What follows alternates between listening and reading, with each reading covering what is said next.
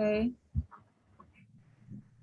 All right. Well, I've got about 8:03. So if we're all ready, I think it's time to begin. So I'll let you, we're going to mute everyone first. And I'll let you unmute yourself there, Les, and we will start our program for tonight. Okay, well, wonderful to see everyone. Again, it was good to see some of you in the flesh at convention as well. Julie and David and I met briefly at convention as far as, plans for finishing out this color series. And we all commented that numerous people had approached us and said how much they enjoyed the Zoom and Tell. And I thought when this was launched, it would probably be only during the pandemic. But it seems like there's a lot of interest, even during the summer months, to get together for social, discussion and fun, just in regard to glass. So the program tonight, was advertised for Ivory and Primrose, and those two colors, or colors produced by Cambridge, of course, are opaque. The overwhelming colorant in the formula for both of them is uranium. And it turns out there's another color produced by Cambridge, topaz, that likewise the primary colorant is uranium. And we don't have a special program for topaz planned, and we probably in hindsight should have included it with the yellow glass with mandarin gold and gold crystal, but we didn't think of it at that time. So I'm going to just lead off here a bit with topaz. So we're going to cover the three colors of glass that used uranium as the primary colorant. And they were all introduced in 1923 and 1924. So they're from the same time period as far as their introduction. So uranium does impart a yellow color to glass. For transparent glass, like topaz, this is, put on my speaker view here. This is a piece of topaz, and it would fluorescent. It's got the glow, the yellow color with a little green tinge. This is a piece of Chelsea from the 1920s. So this fits the time period for when topaz was introduced. This came originally from the Vogelsong collection, and I'm not aware of another one. So Chelsea doesn't very often come in color, and this was something that they tried in topaz. Now, Vaseline glass is the name that's often given to this type of glass because of the color. It looks like Vaseline. For those of us that are old enough to remember when we use Vaseline, I don't know that that's very common anymore for younger people. So it's a name that's coined to call it Vaseline glass. The name by Cambridge was topaz. And Vaseline glass, to get that color, the amount of uranium in the batch, it just doesn't take much. It takes very little. No more than 1% of the formula. And topaz, with a batch with 1,000 pounds of sand, it was only 0.74% uranium. And the colorant for topaz was strictly uranium. They did include some arsenic, and of course, arsenic is included in glass formulas to counteract iron as an impurity in the sand, and also to remove bubbles. They called them seeds. But so topaz, is Vaseline glass, and the colorant is uranium. Now, almost all yellow glass, the colorant is either cadmium sulfide or cerium oxide. So cadmium or cerium. But these three colors, none of the three had either cadmium or cerium in them. This is another example of topaz. This piece is from the Everglades line. I think Everglades roughly introduced about 1930. So topaz was being used for a period of time. Again, I think this is the only one of these that's been reported. It's from the Charlie Upton collection. They made the nude stems with the crown Tuscan stem and colored tops in topaz, and they were introduced later in the 30s. So topaz continued to be used. This is an example. It's a little V tumbler. The line, and there's no name for the line, it's a 3115, which is my favorite stemware line of the Cambridge factory. Normally it's got a long stem. This is a small tumbler, and it's etched rosily. So this line was introduced in the late 20s, but was made well into the 30s. So topaz had a fairly long production period, but it'll be interesting how many of you, have it in your collections. I doubt that many. It's not a hot collecting area. And although it was made for a long period of time, there just wasn't a lot of it made at any one point in time. The other formula that was likewise introduced in 1923 was Primrose. And I've got a few examples here. A high percentage of Primrose will pop up in the community line. And this is a puff box from the community line with a black enamel trim. The black enamel actually is kind of striking, but a very high percentage of the Primrose will appear either in council slats or the community line. Now, the community line was vast. If you go to the Miami Valley photo album, oh my gosh, that community line is huge. And as far as the number of different blanks, so there is a lot of different blanks that have Primrose. They did sell blanks. This is atomizer. It matches the community line very well. I don't think it really is from the community line. And this atomizer was, the glass part was sold to Van Woot, that company. We often think that the atomizers with Cambridge bottoms, the glass portion, that they're all Devilbus. Well, it turns out, yeah, there's a fair number of the Devilbus, but there's just a very large number of them that are Van Woot or Gironde. And the book by Ken and Margaret Whitmire, who are our speakers at convention this year, really elaborates the actual manufacturers of these atomizers. This really goes nicely, of course, with that community line as far as the enamel lines that are placed on that blank. I've got one other example for Primrose. This has a etching that's filled with gold, and then it's got blue enamel lines, so it's a little bit striking, and it's a little unusual with the blue enamel on it as well. Now, I said that generally the transparent glass, Vaseline glasses like topaz, it's up to 1% uranium. Well, Primrose is loaded with uranium. It's nearly 3% uranium. So I'll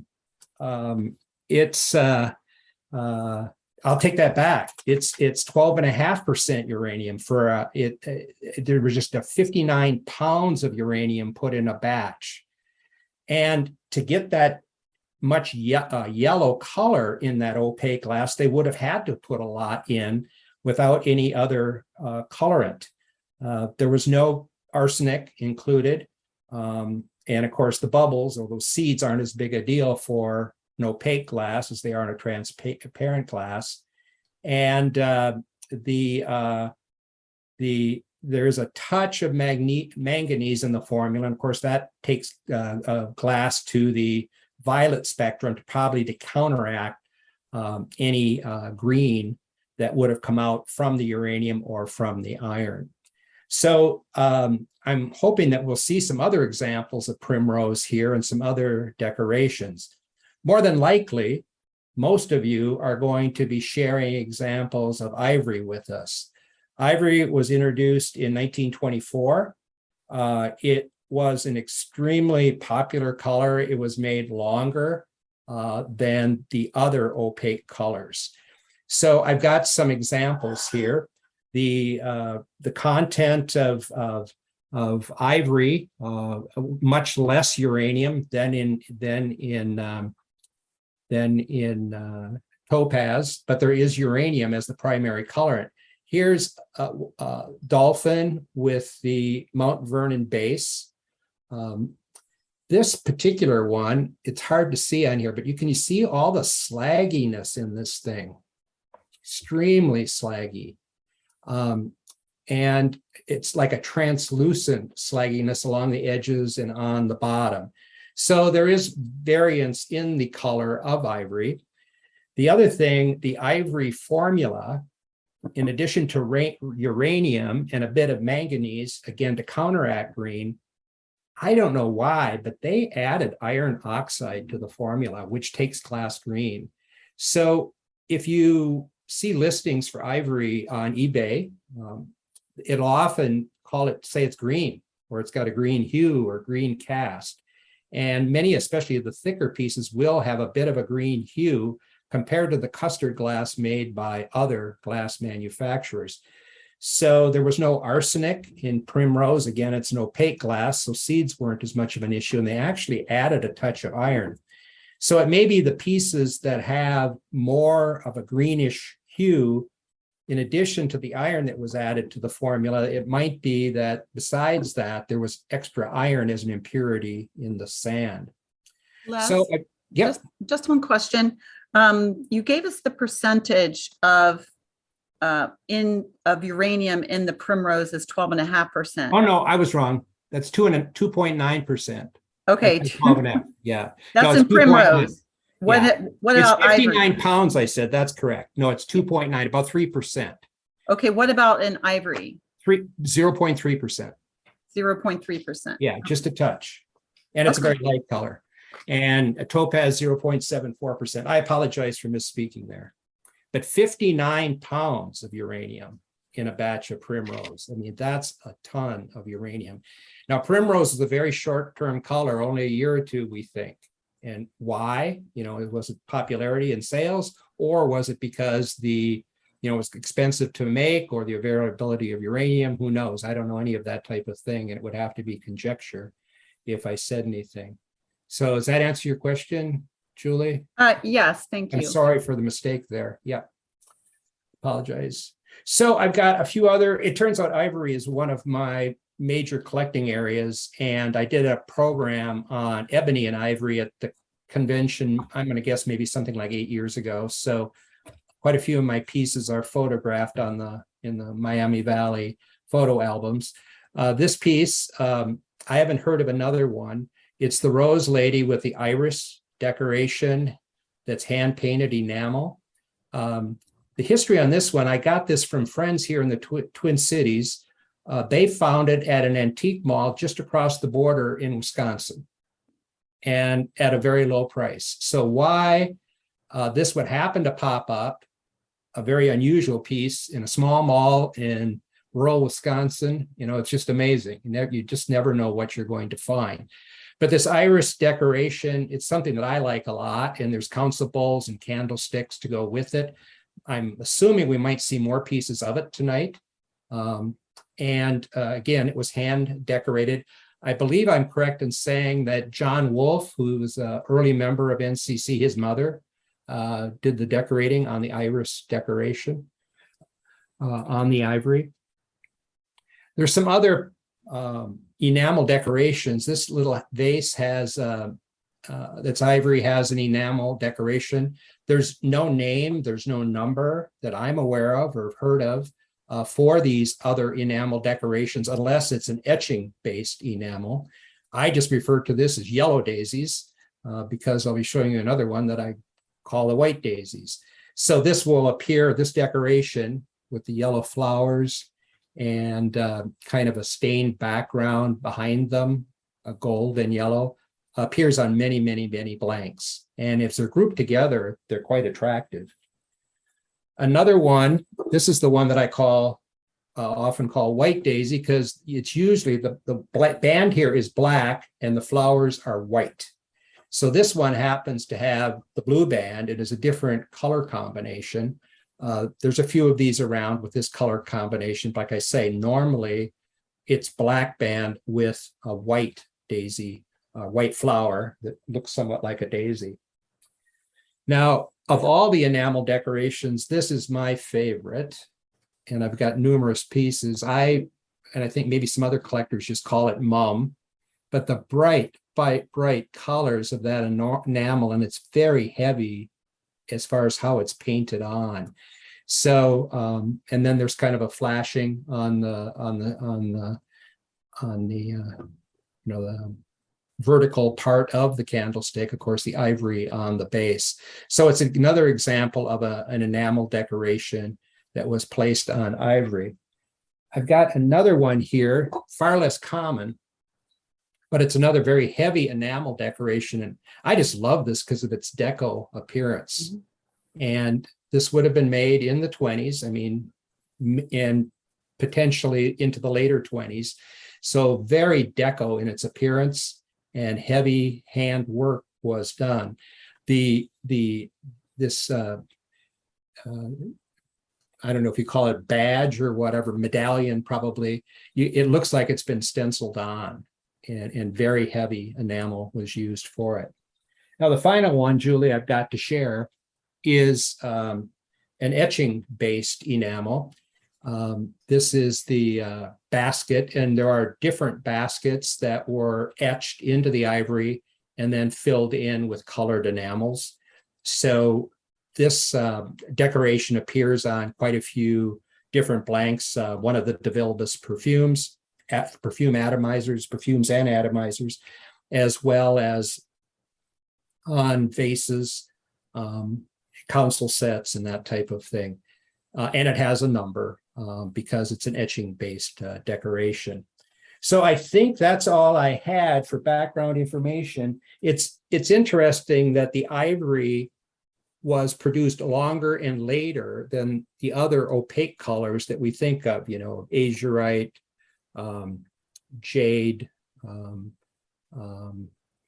primrose, because it does go into the period when the flower frogs were made. So there are ivory flower frogs, but there are no azurite flower frogs.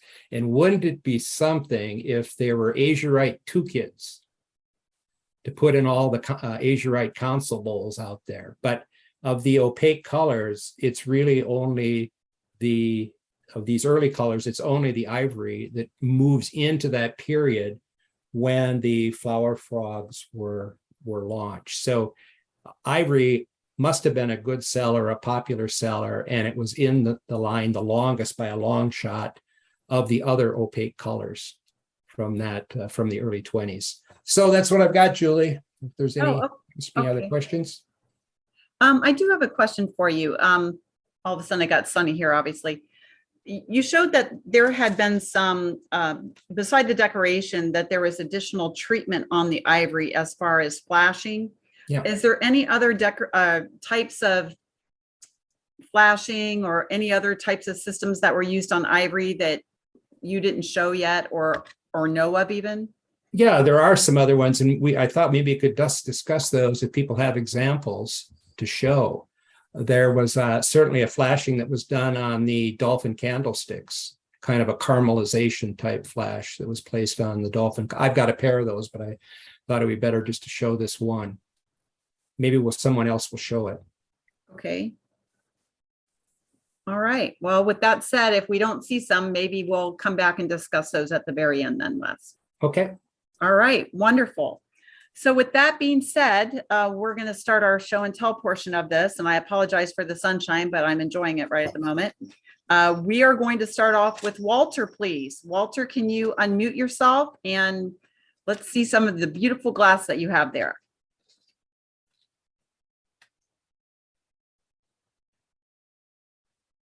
Can you unmute yourself, Walter?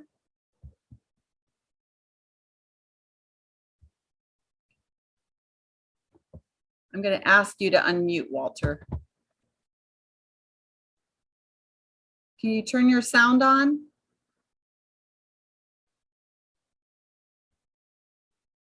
If you go to the screen, there'll be a little microphone, and I need you to hit that microphone and turn yourself on, please. There you go. There we go. I'm still a novice with this thing. Every time I don't use it enough. That's okay. I'm actually going to try and turn it around. So I don't know if I turn it this way, maybe you can, I'm trying to. Can you hear me? I can hear you. I just can't see your pieces. Oh, that's because I'm looking, I gotta turn this. Are you on your phone? Yeah, There should be a little icon at the top that has like circles going in around. Maybe if you hit that, it'll push it around. let me see. Okay. Isn't technology grand?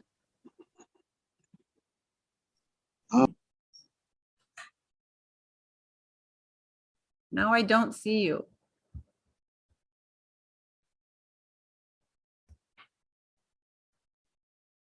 Are you still there, Walter? You didn't turn yourself off, did you? I think you did, Walter. Well, we're going to come back to Walter because I think he'll join us. I think he turned his phone off by mistake. That happens when we have technology and it's new. So next we're going to go to Mr. Strebler. How about if we line you up right now? And then when Walter comes back, I see him back. It's Lisa's piece tonight. Okay, perfect. Walter, we're coming back to you. I see you've rejoined. Well, you're up. Walter, you're on deck. I don't see the camera for us. Oh, here we are.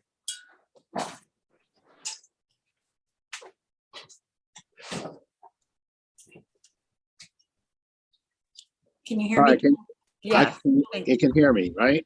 yes, you're going to be next, Walter. We All right. we lost you, so we're going to come back to you. Very good.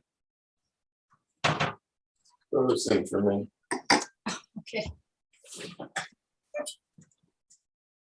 All right, am I up, Julie? You're up. Okay. So most folks know I collect the 119s primarily, but I have some Look at the camera. 117s and 118s, but here is a nice plain one in ivory. I'm trying to get it. So, Hold back. okay, There you go. here we go. It's the big one. So it's in really wonderful condition.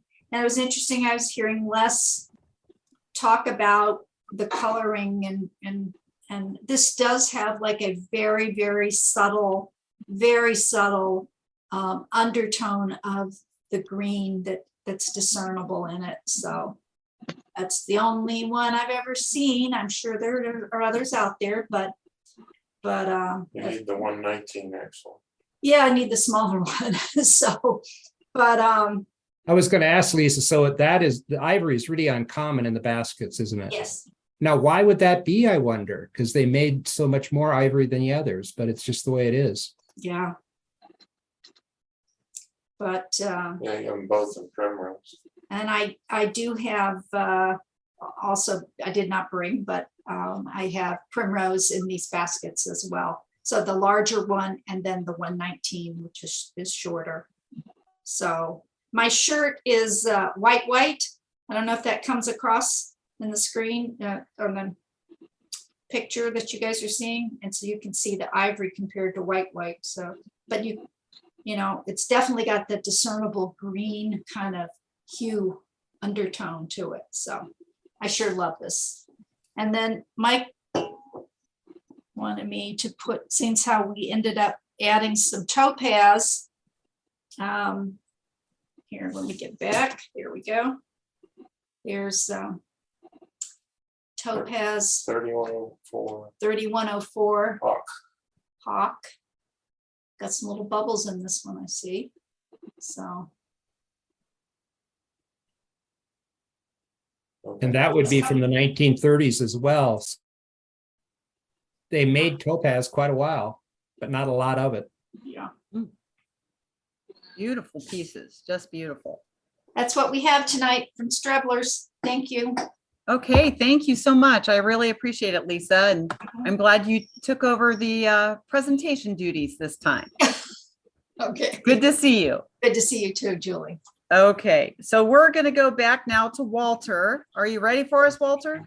I hope so. Can you see me? I can see you. Perfect. And you can hear me? I can hear you. Perfect. Wow, there's two good things. All right, I'm gonna have to check. I wish I could get the camera to reverse, but I'm gonna just try it. Just let me just see what happens. Where I do that? Well, you gotta find our picture. Now I'll have to turn it. I'll have to turn it around. Okay. Actually, if you just. I have Gotta speak. I don't know. It seems to be too high. I don't know. Can you see me? I can see you. Can you hold the piece up in front of you, Here's perhaps? here's you. I don't know what I'm doing wrong here. All right, we're getting close. Oh my God. We'll get it. You're almost there. I'm almost there. Okay. Now the darn thing wants to go back to. I can't believe this. I never had this trouble last time. Maybe I did. I can't get the Can you perhaps prop up the phone on something and then just hold the piece up? I've lost everything now. Oh, wait a minute. I'm getting close now. Okay. You want us to come back to you while you practice? Yeah. You know what? Come back to me. I don't want to Okay. take your time. It's all right. It'll be okay. I All hope right. So next, let's go to, well, I'm going to jump in because I rarely show something off, but I just got this at convention and I absolutely adore her. This is my new ivory flower frog. Oh, So boy. she's a very nice tall lady. I got you on the screen, Walter. Okay, there you go.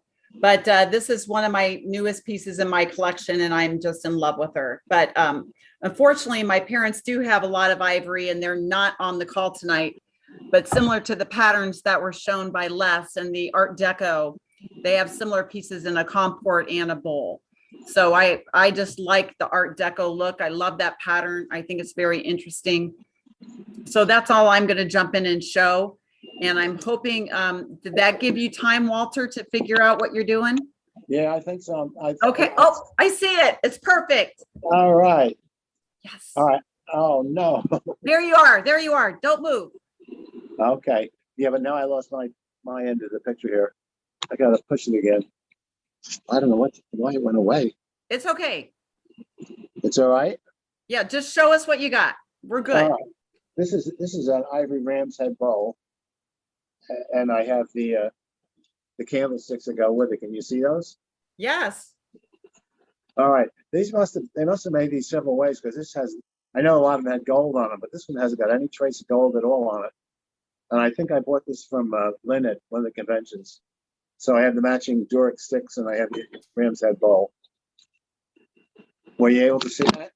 Yes, we saw it, but I lost you now.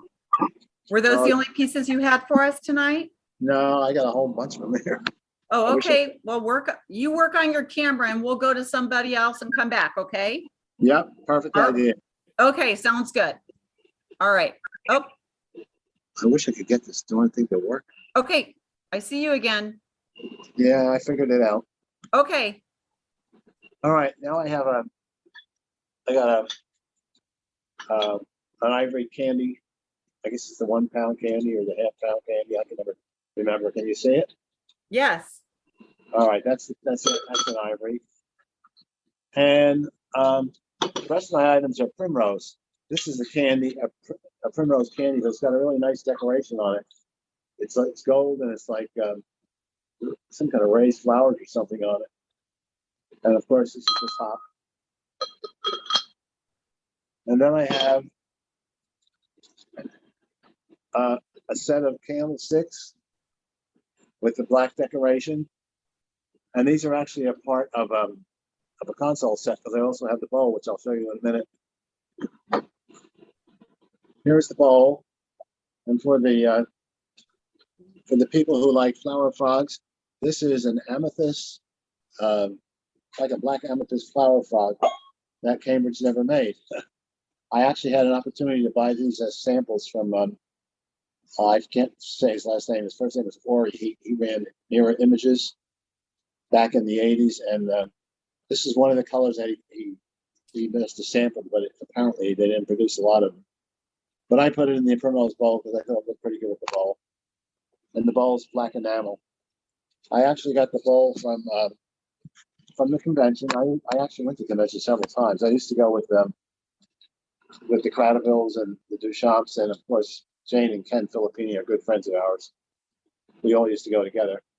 And I bought the bowl and the candlesticks from a dealer from California. He had a big set of opaques on his table that I guess he was decided to liquidate his collection. So I got the bowl and the bowl and the candlestick both have a black trim on them. And then I got just a covered. I have a covered Primrose bowl with the lid, and it's just plain nude, as I call it, no decorations. But apparently, a lot of different companies, or maybe Cambridge did it, I don't know. Apparently, there was a lot of decorations put on Primrose from what I've seen tonight, and also on the Ivory. But I'm curious too, because sometimes when people advertise Primrose on Facebook, they say it's green rather than yellow or yellow green.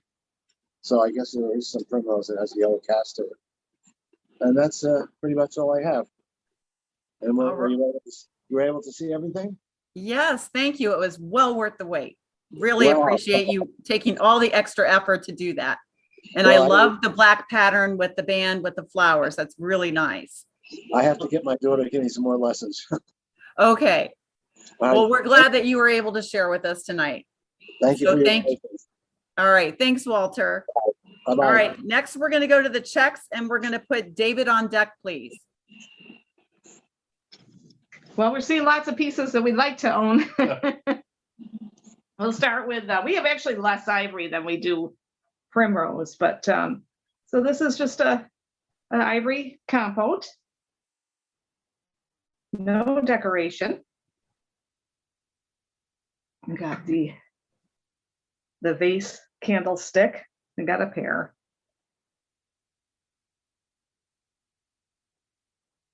And then kind of the bigger rolled edge bowl, which is really translucent. Very fiery. And then we do have a couple decorated pieces. So we have which is like Les's piece there, same kind of decoration on it. Somewhere we have an Ivory candy with the mum decoration and I could not find it. We're going through boxes, but this is my favorite Ivory piece that we bought at the Glass Stash from the Wallenhoffs. So we were really thrilled. As soon as I saw that, it's like, yeah, I got to have that. So it's the willow decoration in the blue, and I just think it's so pretty on the Ivory. And then the last, we don't have any of the big baskets in Ivory, but we've got, I just bought the little one this year. I didn't have Ivory in my collection. So we got the little Ivory basket. And then for Primrose, it's funny because it seems like, well, there's a plain vase with the crimp top. But we found a few pieces, so it seemed like green was a popular trim for Primrose. So you got the stick base here, which has got the green base. And then a center handled server that's got the green decoration and little flowers there on the handle and green trim around the edge. And then this is the vase we bought this at the show this year too. So this was Primrose with the green and trim on the base and on the bottom. And then we do have a little Primrose basket. And then just since we're talk about topaz, we have the dog bottle with the shot glass stopper. And that's it. Wonderful. Well, that willow piece is outstanding. And I really I do love- like the green enamel. I've not seen, I guess I've not been really into opaques, but the more I see them, the more I like them, especially on the ivory and the primrose. And I do think that green enamel accentuates that color significantly. Yeah, I do too. It really does. It's a kind of a unique combination. I don't think I would have thought of putting green on yellow like that, but it does look striking. That's why we keep searching for it all the time. We just keep finding things we like. All right. Well, I think I had David on deck, and after David, let's do Larry after David. Well, thank you, Julie. When we were lining up these program topics, I thought, oh, Ivory and Primrose. I don't really collect Ivory and Primrose, but I was able to find a few pieces, and surprisingly, I have more than I thought I did. So the first item I want to share is called it's like a dresser tray or a brush tray.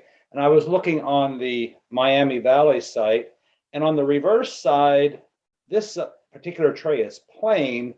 The image that's on the Miami Valley site, there's kind of a fleur-de-lis design on the back. So I don't doubt that this is Cambridge Primrose, but they must have had a different mold for two different styles of these trays. Now I use this tray as a vanity tray, and on this tray, I have a puff box. Now, just so I didn't have the same piece that Les had, I quickly removed the black enamel off so that I didn't have to conflict with Les's item. But I really love the community line in the opaques. I have some azurite as well as some primrose. It's just such a beautiful piece. It's just really, really nice, and I really enjoy that. And to go with this, I have a pomade as well, and it's kind of a unique addition. And then on this tray, in addition, I have a ring tree. The ring tree comes two different ways. It comes with a little ball at the top, as well as it's been ground into kind of a sharp point. Both of these items are shown on the Miami Valley site. So if you want to check those out, you can. So I don't know if this exactly goes together like this, but I sure think it looks really sharp, and I enjoy having it in my collection. The last piece of primrose that I'm going to share is something that I had a chance to buy at convention. It's a covered candy.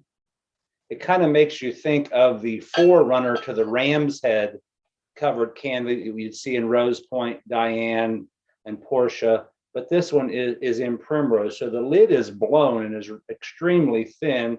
You can probably see the light coming through as I hold it up to the lamp. The bottom part is pressed, but the lid is just blown. So that's kind of a really neat piece. I haven't seen too many of those over my years of collecting. Again, I don't collect a lot of the opaques, but I do like flower frogs. So I'm going to share a couple ivory flower frogs this evening. This is the 8.5-inch draped lady, and she's got the mold, patent pending mark up underneath, and the holes. And along with her, I have a close cousin, the 2 Kid. And I know Les was talking about the different shades of ivory that are out there. It may not show so much on the screen tonight, but the 2 Kid is a much greener shade of ivory compared to the draped lady. But these are 2 of my favorite flower frogs, and feel very fortunate to even have had these in my collection. They're just wonderful. And my final 2 pieces tonight, I know there was one shown on the Rose Lady, but I was many, many years ago, John Wolfe came to my house and looked at my collection, and he thought maybe he had a few pieces I would be interested in. This is the 3-footed covered candy, and on the lid are the hand-painted irises, and those must have been done for a very short period of time, and they probably were a little bit tricky to do and produce. The bottom does not have the irises, but it does have the green enameled feet and the black enameled trim around the top of the candy. So I've had this for many years, and knowing that it came from John Wolfe, who his family member worked at the factory and actually put this application on ivory is kind of a special treat. And my last piece, which I did a little bit of last minute research, which is oftentimes when I do my best work, I have the temple jar with the willow etching with the blue enamel in it. And I thought it might be kind of interesting to look at what Homer Laughlin created on their dinnerware. And I was a little bit surprised, and I probably should do a little bit more research, but on the website, it says that Homer Laughlin came out with their willow pattern in 1934. I always thought Cambridge copied Homer Laughlin, and maybe they did. Maybe this is a later piece, but I just thought I was expecting the Homer Laughlin pattern to have come out a little bit earlier than that. And I would have just assuming that Cambridge copied this. So maybe they did, maybe they didn't. It just seems 1934 seems a little bit late for Cambridge to have produced as much ivory blue willow as they did. So I don't know. We'll have to look into that and see when the willow etching came out and when they actually put the blue enamel into it. But I was just surprised that Homer Laughlin came out with their pattern in 34, because I'm kind of assuming that ivory may have been out of production by 34. So Julie, this is all I have this evening. Thank you very much. And David, they did come with the black lids and a black base, excuse me. Yes. So that's the way they came, from the factory. Right. Well, David, for your limited pieces, they're wonderful. And That's- I'm sure many of us are drooling after them. So thank you for sharing those. And I do want to share one thing with those that were not at convention. This is the book that we've been referring to. It's the Cambridge Glass Vanity Items, 1903 to 1955. And this is by the Whitmires. They did give a presentation at convention. This book is available on Etsy for those of you that are interested in seeing. They have night sets in here. They have some perfumes with the Van Woot and also the De Bilbis. They did go in much more detail. Besides the opaques, this also has a few that has patterns and so forth. So I just wanted to show this to everyone that if you are a collector of these types of items, this may be a volume you may want to add to your reference library. So with that little commercial done, I was not paid for that either, by the way. We are going to go to Jack, Larry, then Jack, please. Okay, I'm going to tag a little bit on David. According to the price guide, you could actually get those trays with or without the rays on the back, along with several other pieces. So you showed one example of the ring tree with the little button on top. This is the example with it sharpened to a point. So ring trees are not easy to find, and it seems like if you do find one, you'll find it in Primrose for some reason. Next, I have a little perfume, and you wouldn't know what color it is because it's pretty heavily decorated in gold, and it happens to have a S. So someone that I'm married to fell in love with that since her name is Susan. But if you hold it upside down, you can see that it is ivory. But you wouldn't, like I said, you wouldn't know it from looking at it from the side.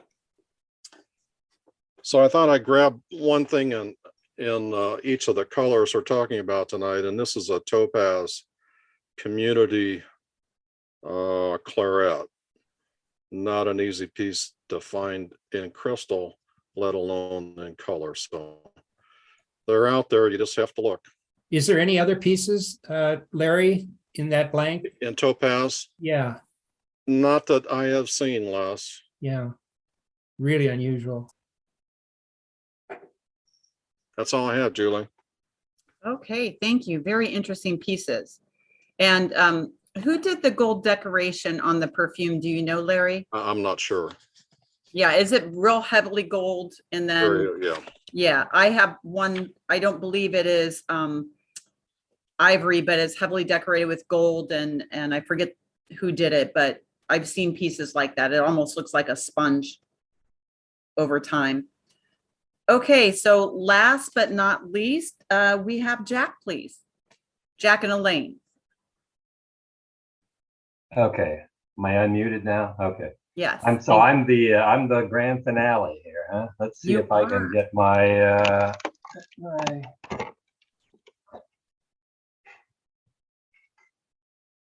get some lighting. Huh, I'm surprised that didn't show up. Okay, maybe that's better there. I got to throw in a topaz thing since other people too. This is the 2862. This is a 6-inch candlestick. Maybe, would I do this?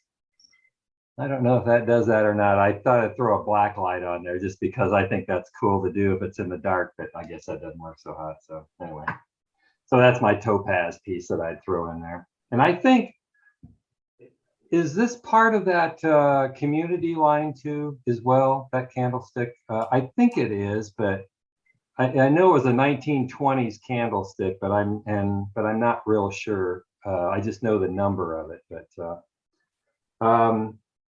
okay, I've got to throw some bitters bottles up here, and let's see here. So this one and this one that's the number 301 bitters bottle, and this one's Ivory, and this one is Primrose, and they're plain. And then this is the 303 in Ivory, and I'll see, it's got a D619 gold band overlay on it. I don't know if you can see that. It's got too much of a glare in there. But anyway, it's got a really nice gold band on there. So.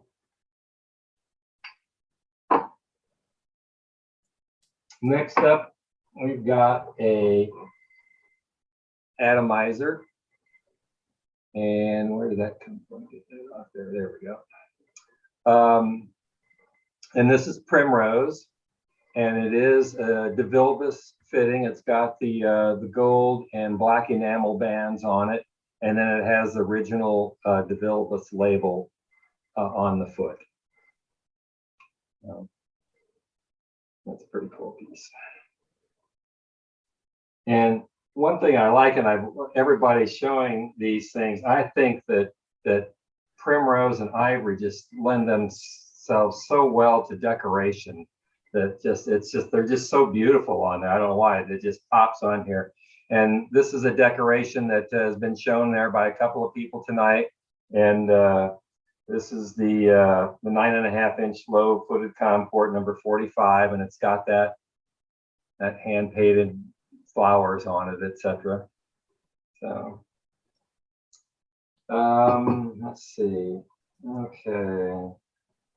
I'm going to throw these because I think there's been a couple of these pieces shown. Let's see if I can get them up here without having them fall over. And the base. Oh, now why are they not,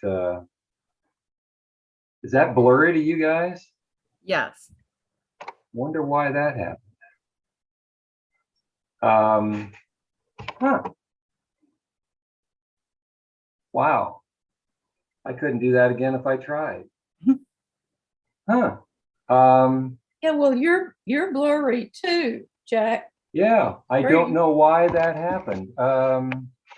Let's see if I do something with the camera, and because it should focus on right there and automatic focus. So I have there.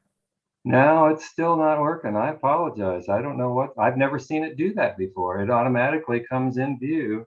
Well, if I put something else up there, let's see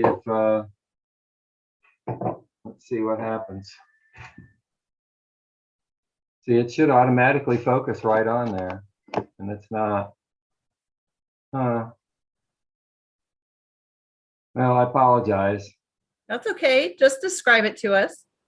Well, Oh, now it's in focus. Yeah. Now why? Who knows why that happened? Okay. So Jack, I have a button out here that takes your camera in and out of focus. I've been hacked. It's It's always my fault. So. Okay, so this is a Primrose 71 candlestick, and it's got black enamel trim on it, as you can see.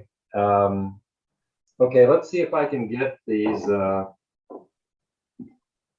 We've seen, to me, this was a very popular,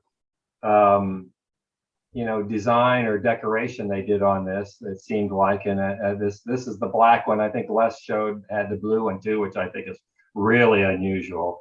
But this is one of Elaine's favorites, and so she's like this. Again, you have this candlestick over there, the comport, and then this vase, which came in a number of different sizes. I forgot what is this one. This one's the looks like this is the 8-inch vase. So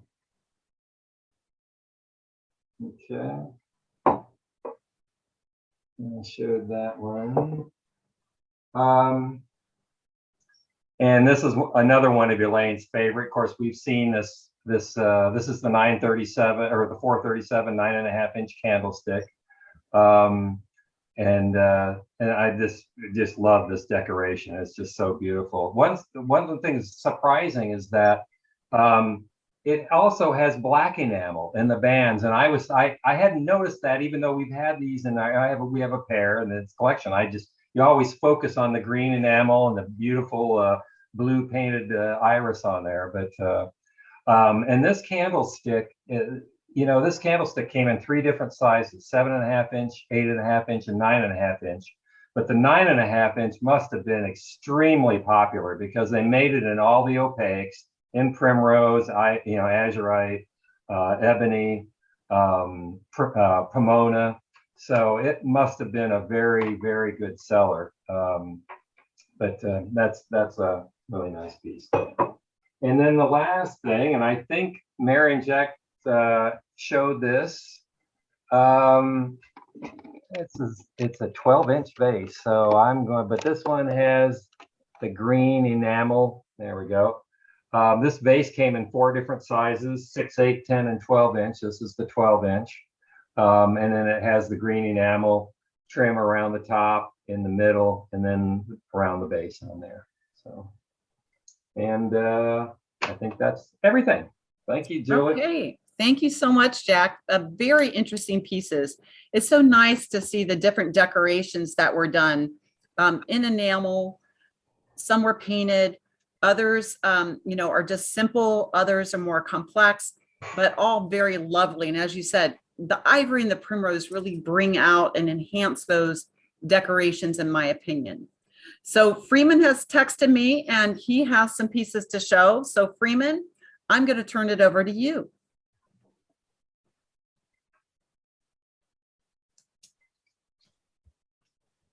Okay. Well, I'm going to use my shirt as the background. And Jeannie's phasing in and out. Les showed the topaz, but did his have a blue foot on it? It's the same stem. Yes, it did have the willow blue foot, just like that one, Freeman. So it's just a nice piece. So that's the topaz. Mary showed the ivory version. And so this would be the primrose version with the gold band decoration. And again, it's whether or not you call it a vase or a candlestick, dual purpose. And the last item, since we're showing ladies, Jeannie wants to get her rose lady in And, on the tall base. and David, I do have my other one that's a twin to Julie's, but since Julie showed hers, mine's just sitting here. Sorry, Jeannie. Sorry. That's all right. I'm happy I have her. And I got her at the show. Oh, except she has a head popping in and out. But both on the big base. So that's Nice. it from here. Okay, thank you so much. And as always, we appreciate all the glass that's shown. It's so nice to see the variety of examples, everything from the very complex to those that are, more simple and elegant. It's always nice to see everything. again, I think this really shows that Cambridge had everything from the very utilitarian pieces, things in the bath that you would use every single day, to the more decorative pieces. And then I did see I like the dog bottle. I do have a cat bottle like it as well. So it is interesting to see the variety that's available to us through Cambridge. Is there any other comments tonight to share about some of the things that we've seen, or any questions?